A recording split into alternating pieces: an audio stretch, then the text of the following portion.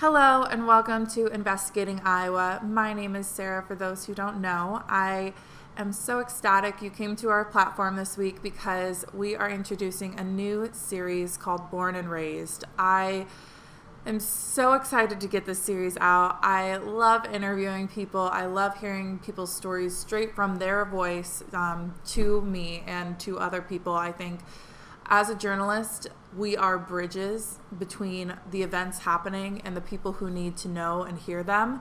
And I think this is maybe the most raw way you can tell a story, is hearing it exactly from the person who tells it. So this whole series is based on people who are born and raised in different environments, typically in Iowa, who now affect the culture in Iowa, whether that's the political culture, whether that's a social culture, business culture, whatever it is. They've all been born and raised in different scenarios that are now affecting our communities. And so that's going to take form in multiple different ways as we go throughout this series. And I'm excited to start with Sydney Swanson. For those who don't know Sydney, her and I actually grew up together. I'm pretty sure we're on a couple of softball teams together or soccer teams. We have always kind of known each other. And I followed her journey throughout high school on social media platforms, and she was hugely involved in the Greek community, which I found to be a great pair for me because I covered the Greek community for about 3.5 years throughout college for the local newspaper, the Iowa State Daily, when I went to Iowa State University. She was also hugely involved with the Greek community. She was highly involved with Alpha Delta Pi, AD Pi, which is her sorority. She was on multiple exec boards. She was president of her sorority, and she actually interned for her sorority national chapter. And actually, I just saw, I think today or yesterday, she got a full-time job after she graduated for her national chapter. So congratulations to Sydney. I do want to give her major props for that. She's worked hard for it. But I also want to say that I wasn't always the biggest fan to the Greek community. For the newspaper, I had to do a lot of different types of reporting, and I reported on their accomplishments when they got certain awards or when they made a certain amount of money for a fundraiser. And I also reported on times that they were sanctioned and when they were maybe, in a sense, punished by our student misconduct board. And so there were times when I covered the Greek community and they thought that I was their number one enemy. So it was great to finally sit down with Sydney and kind of hash out some of the questions I had and hear from her mouth why she joined a sorority and what the Greek community has done for her. So I'll shut up about all things that happened in college and my glory days, which were not that long ago. But I also just want to say that it was great to interview her, and I really hope you all stay tuned to the series because there's some great people who are going to be coming on and speaking about some very raw topics that affect Iowans and things that we're seeing in our day-to-day life right now. And so please stay tuned for that. I'm super excited. And here is the first episode of the Born and Raised series. All right, hello and welcome to Investigating Iowa. Today we are here with Sydney Swanson. I'm so excited to have you because today we're going to be talking about the Greek community, more specifically a little bit national news, and just kind of get your perspective. You have an extensive background, and so could you kind of explain what your roles have been in the Greek community, especially at Iowa State? Yeah. So within my own chapter, I was on the executive board twice. So it was a really cool opportunity to get to know the inner workings of my organization. And that also opened a lot of doors into meeting people in all different councils and the office and different things like that. Mm-hmm. And then within our community, I was a part of the Fraternal Value Society, and I was an officer for that as well. So it's an organization that has a bunch of people just talking about different things that are going on in our community and our world and how we use the values that we say that we do in our community and how we can make those really apparent and known. And then I was also a sorority and fraternity community ambassador. So I got to talk to prospective students about who were on their visit to Iowa State about the community and if they had any questions about recruitment or what it meant to be a part of a sorority fraternity at Iowa State.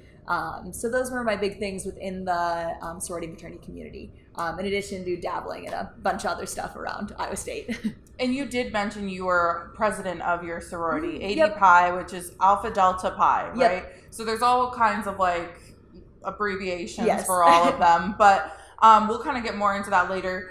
So what got you involved with the sorority life? Because did you have like a parent that was involved? Yeah. Or? So I actually didn't have anyone in my immediate family who was a member of a sorority or fraternity. I had a couple of cousins or people from high school that I knew, but I went into my freshman year and I thought about it, but decided that it wasn't worth my time, basically. And throughout my freshman year, I realized that I was going to be losing a lot of leadership experience that I had living in the dorms once I moved into an apartment building. And so I thought, well, what the heck? I'll just try out Greek life. I will go through recruitment and see what happens. And I ended up really falling in love with the experience and the environment and the women that I had met through that process, and then absolutely fell in love with the chapter that I joined, Alpha Delta Pi, and I have not looked back since. I have dove right in and everything. You have dove right in. Like you were just telling me about like how you even interned at your national chapter. Yeah. Like, what was that like? That was one of the highlights of my experience.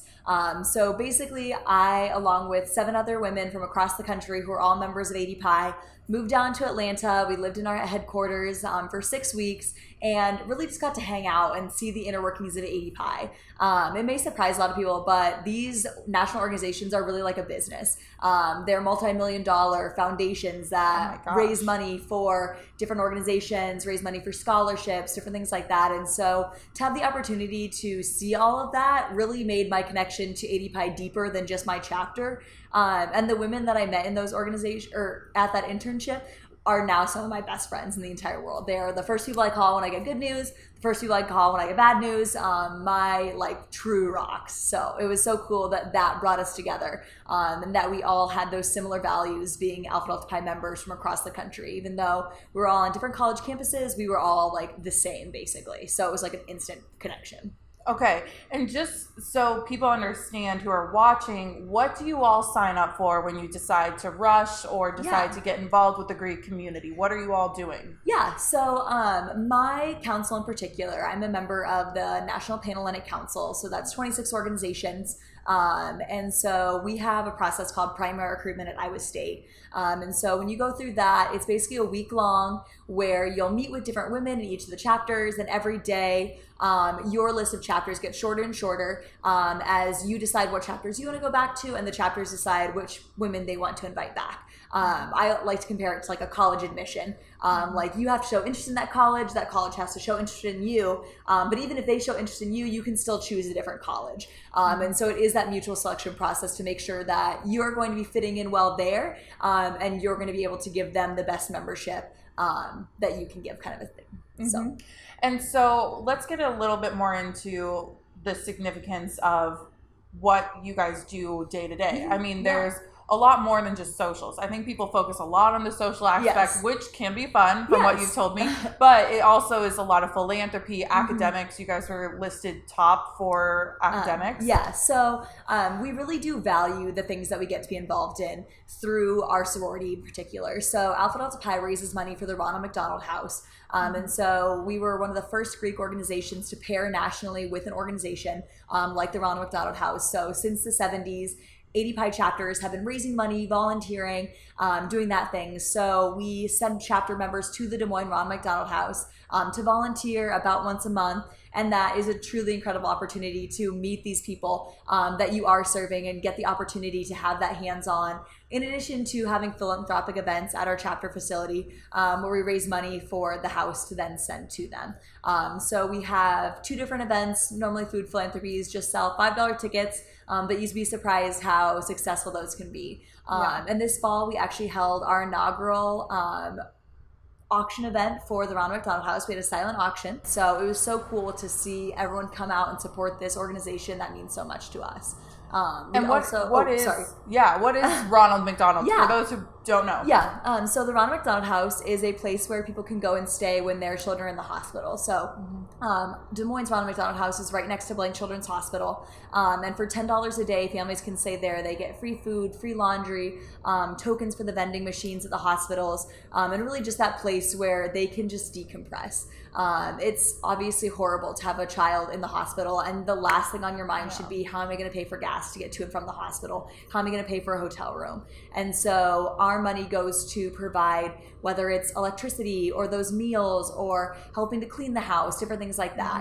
And one of my favorite things that we do is collect pop tabs. And so every day, you know that an 80 pie has been around when you see like all pop cans, like all the tabs are off. Yeah. So that's something like at work, I have a little jar set up because even as an alum, I want to be able to support the Ronald McDonald House because it has instilled such a passion in me for the organization and supporting those families in some of the worst times in their life. So if I can just make it a little bit easier, then that's something that I can do small. So.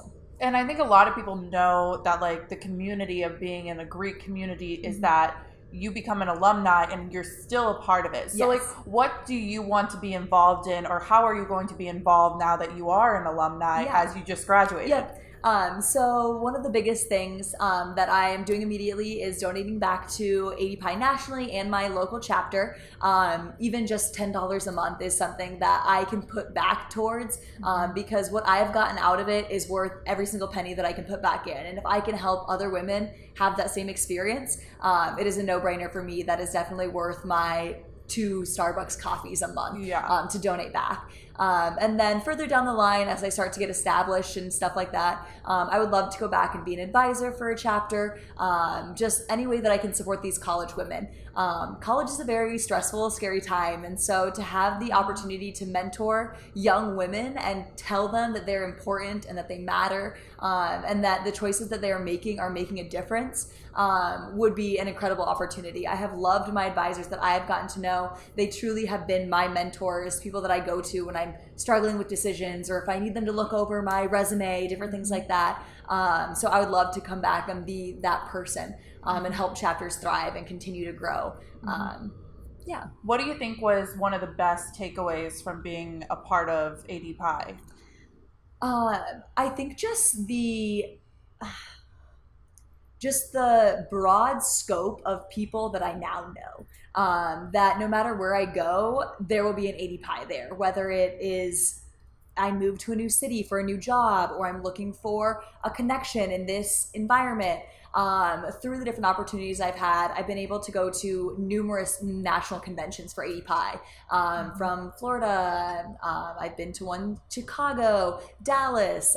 So I've been all over the country with hundreds of 80 Pi's, and to hear them say like, I'm in HR, I'm in consulting, and I'm like, oh, now I have someone that I've met that is an 80 Pi that knows me, that can open some doors for me. And so just really having that connection to mentors, my best friends, people to guide me in the future has been an incredible opportunity and definitely one that I will never be able to repay. Now, you've guided people even being president of your sorority. So like, what was it like? Because you had, you said 170 women in your sorority. And like, how did you lead them as a 21, 22-year-old woman yourself? That's the thing that I think a lot of people also don't realize is people who are on the executive board for these organizations, it is a small business. Our budget is almost $500,000 to do all the things that we do, from dues and raising money. And so to be in charge of 170 employees basically, and helping them and guiding them really was an incredible opportunity. And it's stressful, but the thing that I always got brought back to was the reason that I was doing it was because I loved this organization, and I had a passion for mentoring women and supporting them in any way that I could. And so it was just a natural choice to want to do that. And even when I wasn't president, I really wanted to make sure that I was still supporting and just being the biggest cheerleader that I could be, to show them that no matter like where you are in your life, 80 Pi is going to be there for you, and they're going to be your backbone, and they're going to help you through any situation that you can get through. So now I want to talk a little bit about the social aspect. So for people who don't know, I actually covered the Greek community at Iowa State for the Iowa State Daily. So I've followed kind of the journey from the last 4 years but so there are different types of houses. When I was in college, there was dry, there was damp, and there was wet houses. Will you explain kind of what those are? Yeah, those have actually all changed now. Yes, that's what I've heard. There's new social rules just to help us be safer, and make sure that we are living up to the expectations that we have set. And so I'm not an expert by any means in these rules, but some fraternities do allow alcohol on their properties, but it can't be over 15%. And then if they have anything, there's only allowed like a certain number of bottles, like beer bottles and different things like that. So most have started to go towards being dry, which basically just means that there's no alcohol allowed on the property. So that's all sorority houses on Iowa State's campus are dry.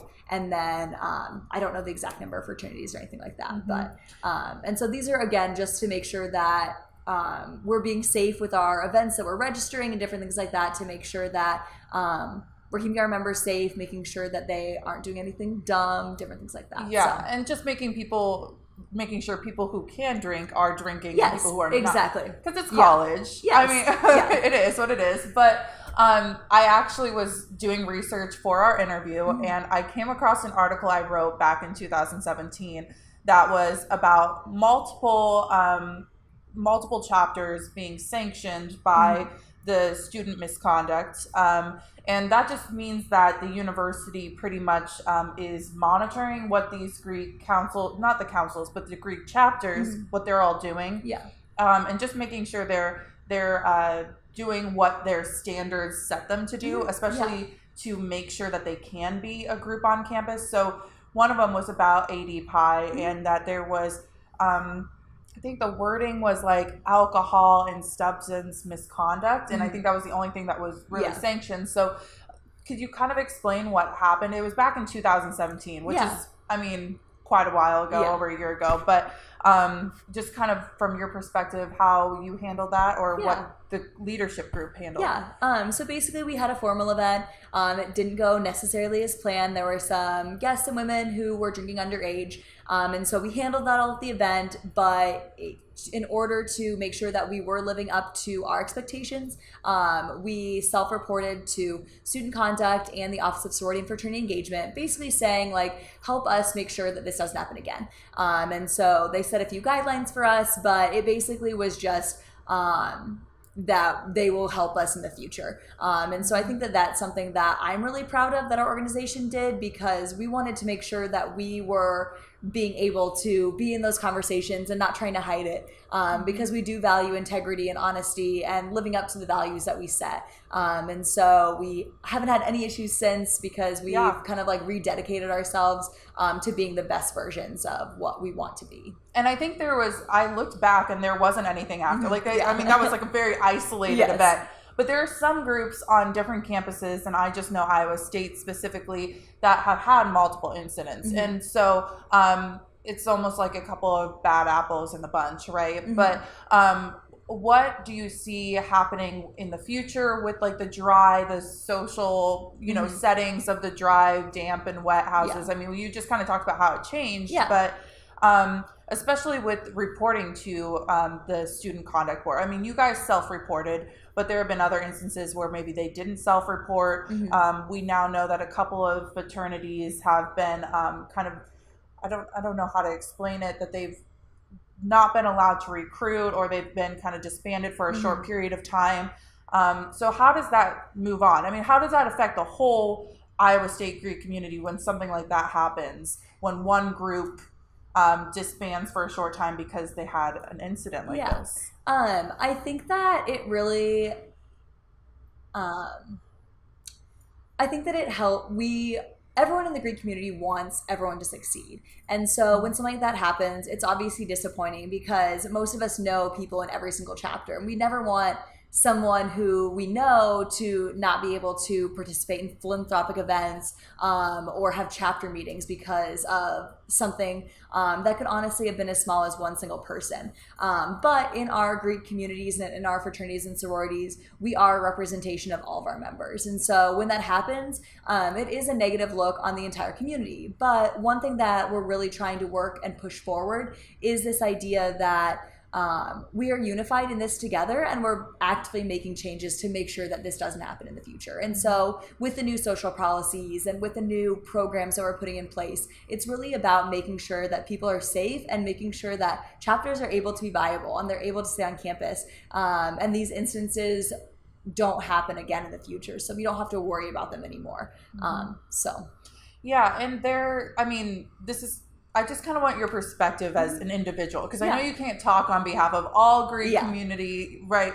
But in 2017, the University of Iowa actually had a student pass away at a formal event.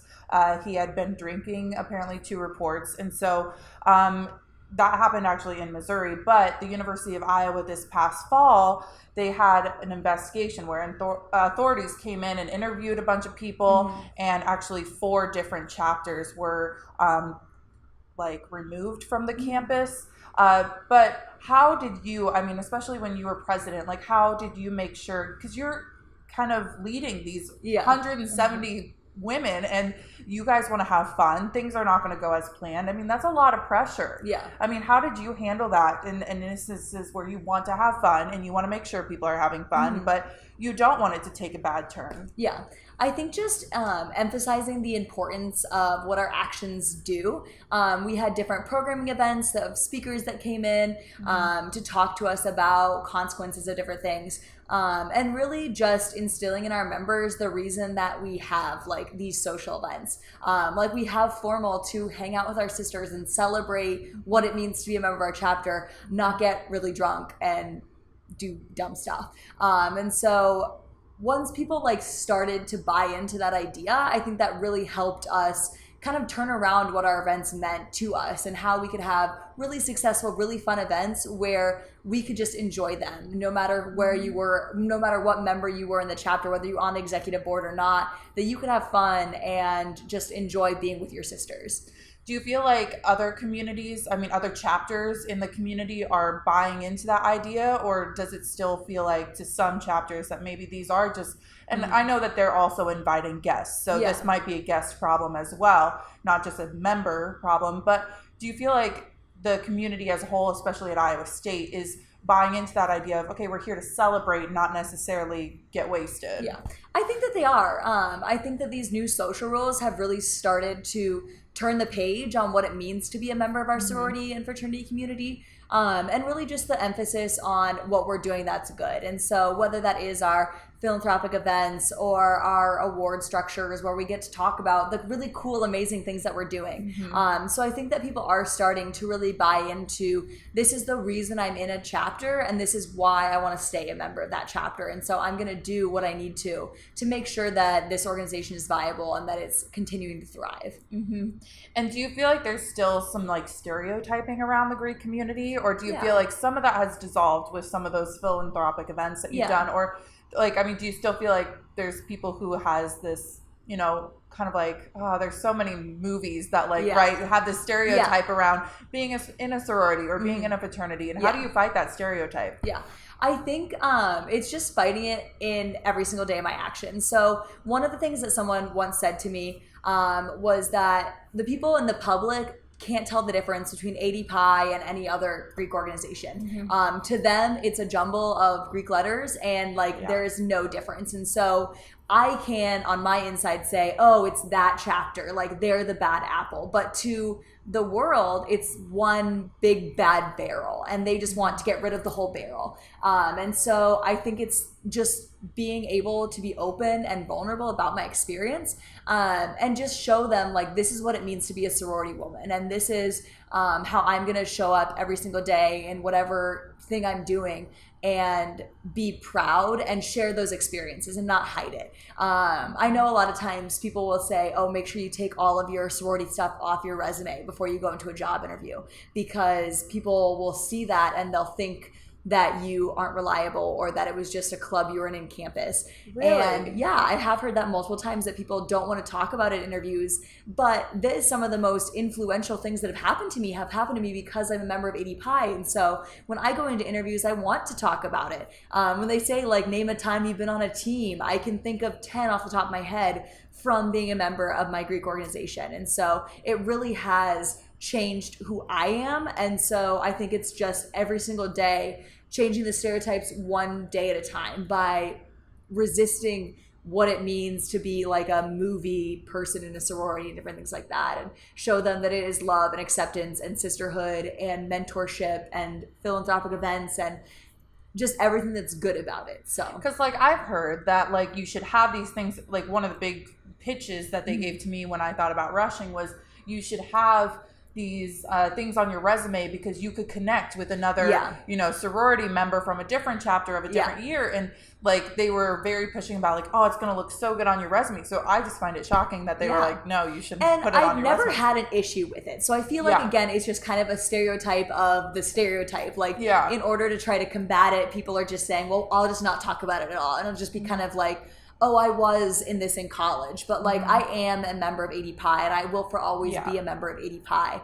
And that's not something that I want to hide, nor will I ever hide. Yeah. And okay, so we gotta shift topics here. So no problem. Because I could just keep spiraling down.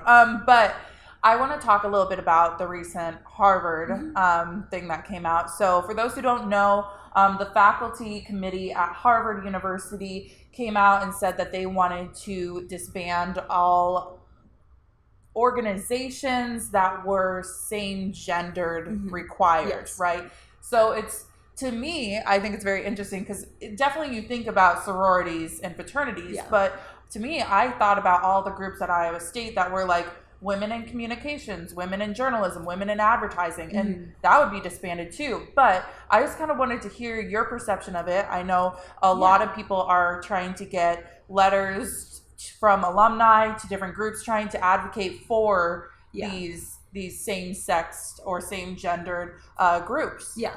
So I think that the biggest thing that people are taking issue to is you can still be a member of these organizations, but if you are a member of a single-sex organization, you aren't allowed to receive any scholarships from Harvard, nor can you hold any campus leadership positions. And so when I think about the number of sorority and fraternity community leaders who are across Iowa State's campus, in student government, in Dance Marathon, in any of those organizations that you just listed, that they wouldn't be able to hold those positions because of their membership in a single-sex organization.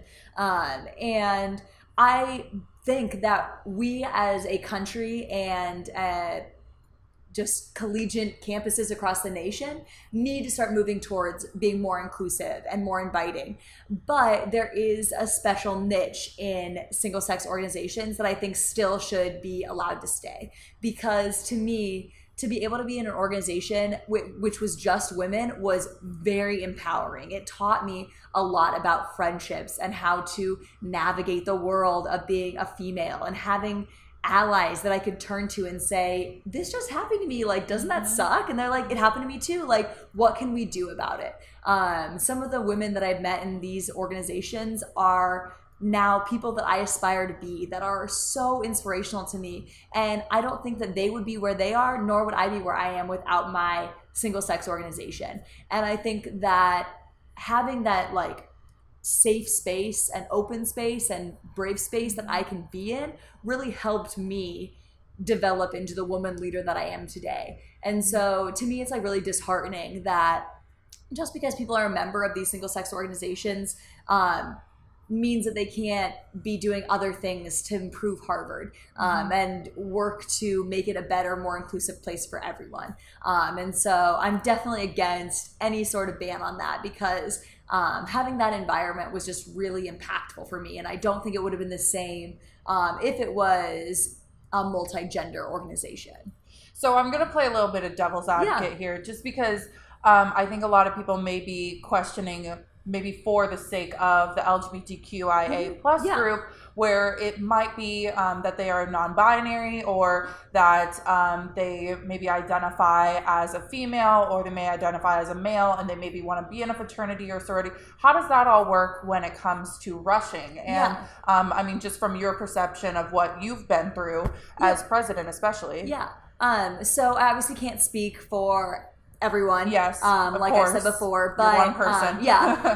But 80 Pi nationally has in our bylaws that any woman is allowed to join our organization. So anyone who identifies as a woman is able to go through recruitment and different things like that. And it really just comes down to what people are wanting to express when they're going through recruitment. If they want to be open about the fact that they are transgender or if they are non-binary asexual, or anything.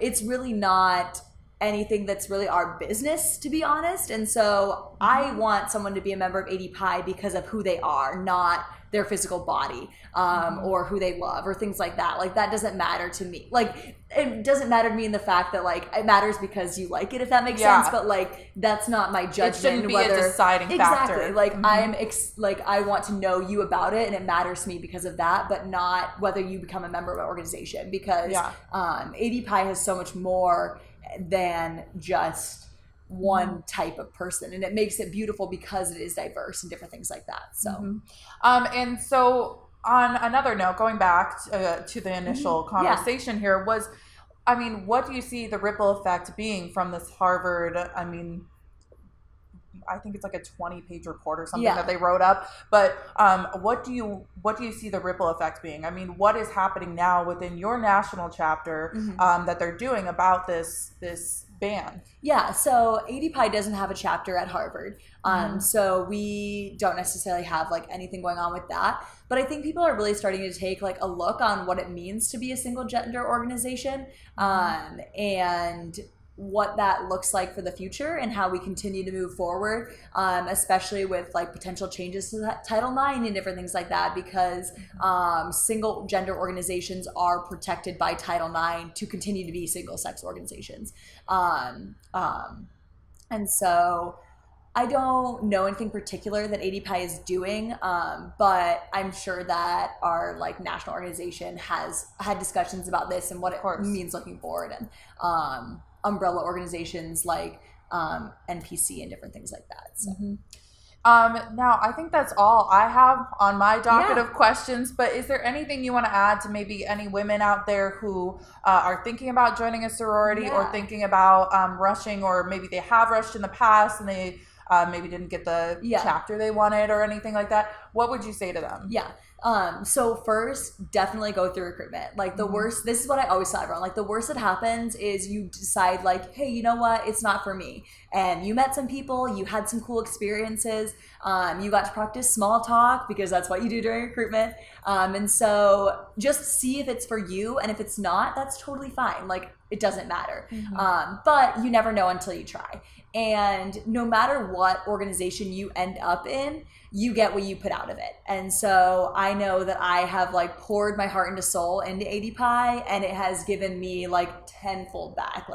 Like I've said a million times, like I am who I am because of this organization. And I want to continue to give back and continue to make sure that someday my daughter could join AD Pi if she wanted to, because of how proud I am to be a member of this organization. And so I think that there are a lot of negative stereotypes, and we need to own up to the mistakes that we've made in the past, but continue to show how we're going to move forward and be open with that in that process, and show how we are moving forward and we're moving closer to what our founders' vision was for these organizations, to be a place where women and men can come together and excel and learn from each other and grow in this like good environment. And so perfect. Yeah. Well, thank you so much for coming and talking about this. I have told you before, like it's something I've been passionate about since college. So thank you for joining us this week for Investigating Iowa. We'll be back next week with another episode. You can follow us on all of our different channels. I'll have that after. But thank you so much. Yes, thank you. Have a great week, everyone.